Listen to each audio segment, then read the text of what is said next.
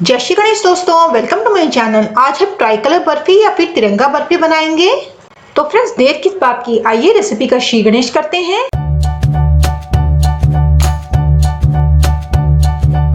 Friends, tricolour barfi बनाने के लिए मैंने यहाँ पर फ्रेश कोकोनट है उसको अच्छे से बारीक मिक्सी में पीस लिया है। अगर आपके पास फ्रेश कोकोनट अवेलेबल ना हो तो आप ड्राई कोकोनट को भी ग्रेट कर सकते हो, या फिर बाजार में डेसिकेटेड कोकोनट मिलता है उसका भी आप इस्तेमाल कर सकते हो।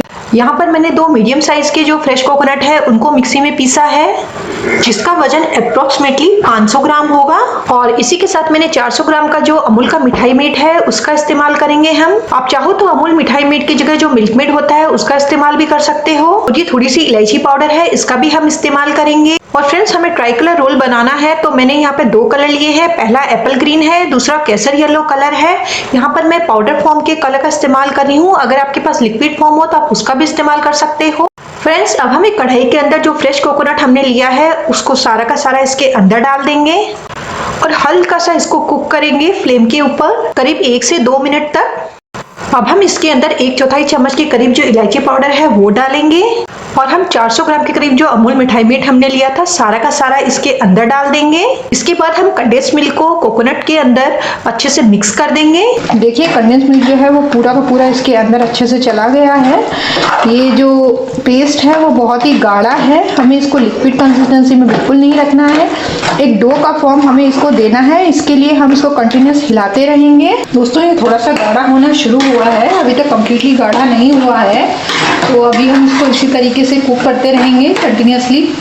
ये देखिए फ्रेंड्स, हमारा जो ये डो है वो बहुत ही अच्छे से कुक हो गया है और इसमें डो का जो शेप है वो ले लिया है। ये देखिए फ्रेंड्स, हमारा डो जो है एकदम टाइटन अप हो गया है कंप्लीटली, बिल्कुल भी लिक्विड कंसिस्टेंसी नहीं रही है।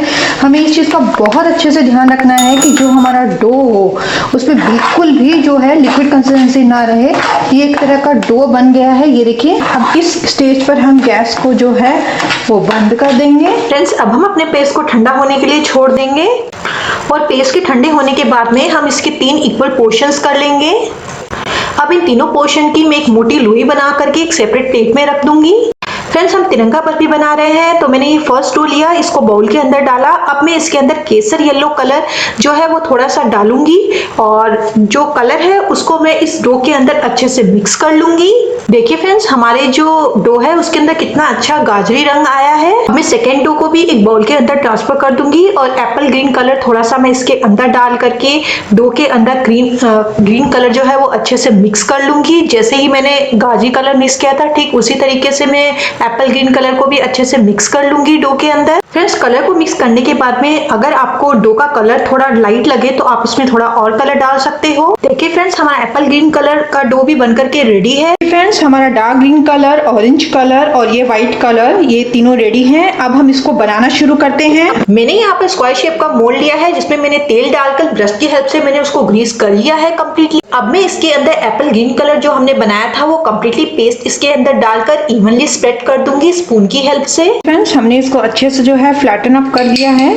अब हम इसके ऊपर जो है ये जो व्हाइट कलर की लेयर है ये लगाएंगे। ये मैंने ली और ये मैंने इसके अंदर ऐसे के ऐसे डाली और फिर मैं इसको फ्लैटन अप करूंगी।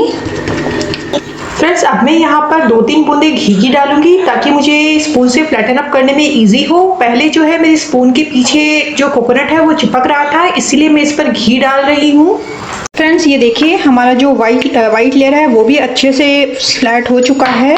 अब हम इसके अंदर जो ये ऑरेंज है वो भी हम इसी के अंदर डालेंगे और इसको भी हम बाकी के दोनों कलर की तरह इवनली स्प्रेड कर देंगे स्पून की हेल्प से। फ्रेंड्स, यहाँ पर भी मैंने 2 से 3 बूंदे घी की डाली है और अब मैं इसको इवनली फ्लैटन अप कर लूंगी, फिनिशिंग टच दे दूंगी। फ्रेंड्स, अब हम इसको फ्रीज में करीब 1 घंटे के लिए छोड़ देंगे अच्छे से सेट होने के लिए। फ्रेंड्स, हमारी ट्राइकलर बर्फी को फ्रीज में रखे हुए करीब 1 घंटा हो गया है। अब हम इसको बाहर निकाल करके इसके पीसेस करेंगे। फ्रेंड्स, यहाँ पर मैंने नाइफ से पहले चारों कॉर्नर जो है उसको डिमोल्ड किया है। अब मैं इसको वर्टिकल और हॉरिजॉन्टल दोनों लाइंस में कट कर लूंगी। फ्रेंड्स, हमारी कटिंग फिनिश हो गई है। अब मैं आपको एक पीस जो है वो निकाल करके दिखाती हूँ। फ्रेंड्स, हमने अपनी बर्फी को निकाल लिया है। कितनी अच्छी तरीके से हमारी बर्फी निकली है आप देख सकते हो। फ्रेंड्स, कोई भी स्पेशल सेलिब्रेशन हो, फेस्टिवल हो, ओकेजन हो या फिर कभी आपका कुछ मीठा खाने का मन कर जाए तो आप इस रेसिपी को एक बार जरूर ट्राई कीजिएगा। फ्रेंड्स, आपको मेरी ये रेसिपी कैसी लगी कमेंट करके जरूर बताएं। एक बार फिर मिलेंगे और एक नई रेसिपी के साथ। तब तक के लिए खाते रहिए, खिलाते रहिए और बनाते रहिए। Thanks for watching and don't forget to motivate me by liking, subscribing, sharing and commenting on my channel.